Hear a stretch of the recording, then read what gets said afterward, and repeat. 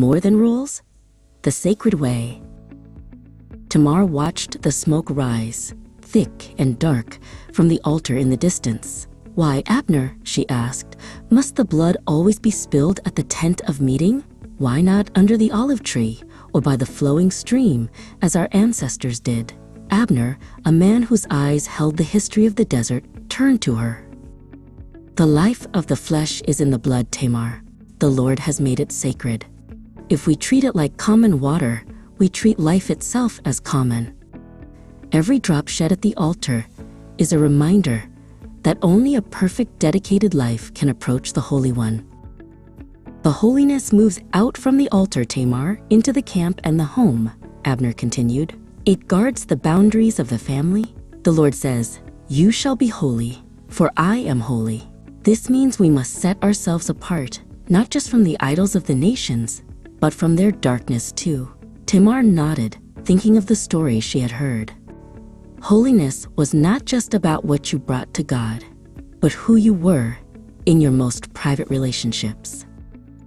"It touches the field and the market," Abner pointed out, stopping beside a line of harvesters. "Do not reap the corners of your field, leave it for the poor. Do not curse the deaf, or put a stumbling block before the blind." The holiness of God means justice for every person, not just the ones you like. It means loving your neighbor as you love yourself. Tamar watched a young boy gathering the fallen grain, his basket already half full. She saw the law was not a burden, but a blueprint for a just world. But Abner's voice grew serious. To defy the blueprint, to break the boundaries, is to invite separation. To choose darkness is to be cut off from the people of light. The punishment is not a harsh rule, but the natural consequence of rejecting the source of life. The Lord calls us to choose the sacred path every day, with every action. Tamar felt the weight of the command. Her choice was life in the light or exile in the darkness. The call of the horn drew their attention to the tabernacle courtyard. "Look at the priests," Abner murmured. "They have an even higher calling. They are the bridge. They cannot mourn as others do. They must be pure, untouched, for they serve the holy God directly. Even their food and their families are set apart.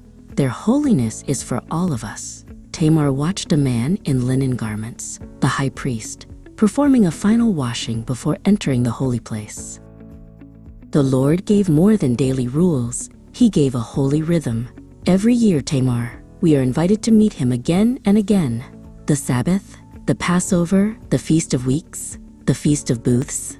They are the Moadim, the appointed times, Abner explained. These seasons remind us of his provision, our rescue, and his promise dwelling among us. They mark the flow of time with his grace. Tamar looked up at the moon, realizing the whole year was mapped by sacred meetings. They spoke of the tabernacle's inner purpose. "The lamp must burn always, Tamar, an enduring light before the Lord, the light of his presence. And the bread of the presence, 12 loaves, a constant offering." These show us that God's light and his provision are guaranteed. As long as we keep our covenant with him, he will not forget us. Tamar imagined the golden objects, glowing softly in the dark inner sanctum. "But the greatest rhythm," Abner said with a smile, "is the Year of Jubilee. Every 50 years, slaves are freed, debts are canceled, and the land returns to its original owner. Why? Because the land is not ours, it is the Lord's. The Jubilee is the ultimate reset, a radical act of freedom, humility, and trust that God will provide for all." Tamar thought of what it would mean to truly surrender all possessions to God's timing. "The way is set before you, Tamar. Obedience brings blessing, peace, rain, victory, and fruitfulness. Disobedience brings the curse, famine, fear, and exile," Abner recited, the ancient words resonating with power. "The choice is stark, but the promise is true. Choose to walk in the covenant, and he will walk among you. He will be your God, and you shall be his people." Tamar looked at the path ahead, the choice clear and solemn.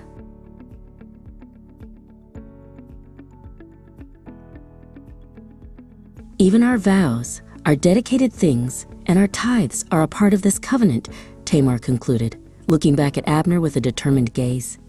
Everything we have can be redeemed or fully consecrated back to the Lord. Holiness is not just about avoiding wrong. It is about choosing to live fully, intentionally, and dedicatedly for the Holy One. She turned and started down the path, the great story of the law now truly written on her heart.